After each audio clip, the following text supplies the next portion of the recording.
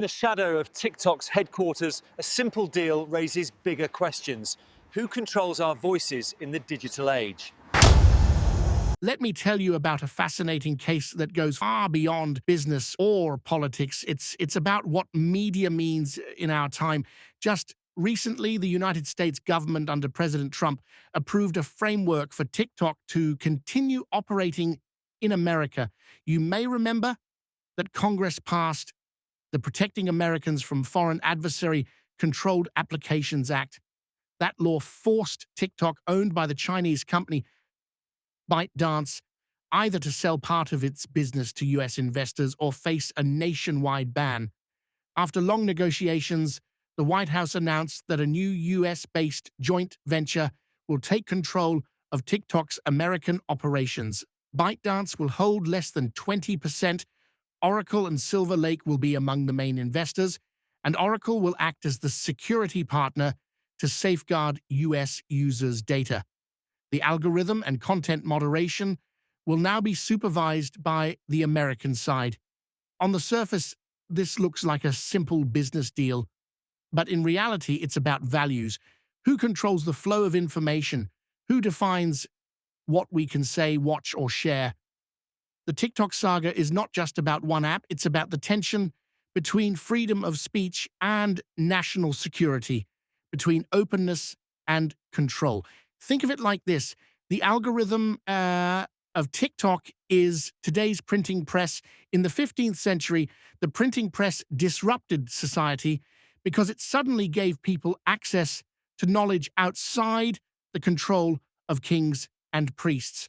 Today, TikTok's algorithm distributes information at a speed and scale never seen before, and governments, just like those kings and priests, are struggling to control it. But here is another dimension we cannot ignore: how this technology shapes human behavior, especially among the youth. People today are often chasing attention at any cost. Platforms like TikTok have become stages where likes and views are treated as currency. Stupid, invasive pranks, vulgar, half-naked dancing, and shallow trends dominate feeds, blinding many to real issues: poverty, climate change, corruption, inequality.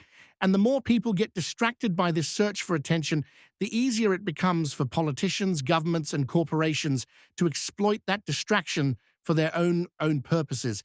The irony is striking. Social media was once celebrated as a tool for global freedom, a place where anyone's voice could be heard. Now it has become an arena of geopolitics where companies, nations, and even intelligence agencies wrestle for power. And here is the question: what kind of human values are we creating through this new media? Are we building a culture of free expression or a culture of surveillance? Are we empowering individuals, or are we shaping entire populations through invisible codes written by a handful of engineers? The TikTok deal shows us how fragile our digital freedoms really are, so dependent on contracts, boardrooms, and the approval of governments. As we imagine the future, we must ask, will social media evolve into a space of real dialogue and understanding? Or will it become a carefully managed mirror reflecting only what powerful interests allow us to see? The answer is not clear yet, but one thing is certain: the values we embed in today's platforms will shape the societies of tomorrow. TikTok may survive in the US, but the bigger story is who controls the story of us all. Back to you in the studio. Thank you, Morgan. I'm Mr. Affluent, and I don't have the TikTok app on my phone. Do you? See you next time.